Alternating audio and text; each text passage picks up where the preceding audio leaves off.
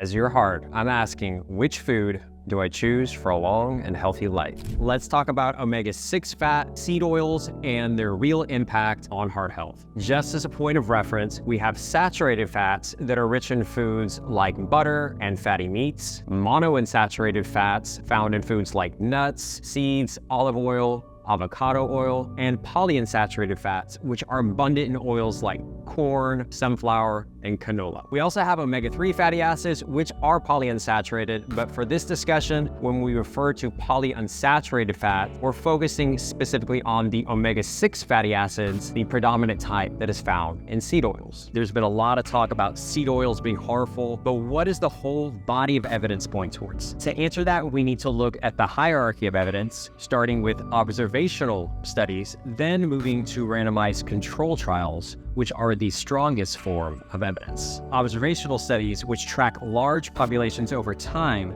consistently show that diets higher in unsaturated fats, like omega-6s found in seed oils, are linked to a lower risk of cardiovascular events, things like heart attacks and strokes. This is a well-established finding, but observational data has its limitations because it can't directly prove cause and effect. That's where randomized control trials come in, and they give us stronger data. While we don't have a ton of modern large-scale RCTs focused specifically on omega-6s, we do have trials like those on the Mediterranean diet, rich in unsaturated fats, that showed a reduction in cardiovascular events. There are many smaller randomized control trials that can be combined into a meta-analysis to provide a more reliable conclusion on the effects of reducing saturated fat intake. In this Cochrane meta-analysis, data from 15 RCTs involving 59,000 participants over an average of 24 months showed that replacing saturated fat with polyunsaturated fats like those rich in seed oils led to a 70% reduction in cardiovascular events compared to a higher saturated fat diet. In one randomized controlled feeding study, for example, people who consumed corn oil rich in omega-6 linoleic acid, their LDL cholesterol lowered by about 11%. Compare that to extra virgin olive oil, which lowered by 3.5%. Both options are better than saturated fats, which consistently raise LDL cholesterol and ApoB, a causative factor for heart disease. Some influencers claim that oxidized LDL is the key driver of heart disease, but evidence shows that it's rapidly cleared by the liver and plays a more of a secondary role. Unlike ApoB, which tracks all the atherogenic particles, oxidized or not, it directly contributes to the plaque buildup. Oxidized LDL has little impact on heart disease risk, serving mainly as a byproduct of other processes. Of note, LDL is only one factor when it comes to cardiovascular disease. It was lowered more with the omega-6 fatty acid-rich corn oil versus the monounsaturated fat olive oil. However, olive oil lowered blood pressure more, which is another component to optimize when it comes to heart disease. The million-dollar question in nutrition is always compared to what? If you compare saturated fat to trans fats are worse. When you compare saturated fats to unsaturated fats like poly and monounsaturated fat, saturated fats are worse. And when you compare them to refined carbs like starches and sugars, it's roughly neutral.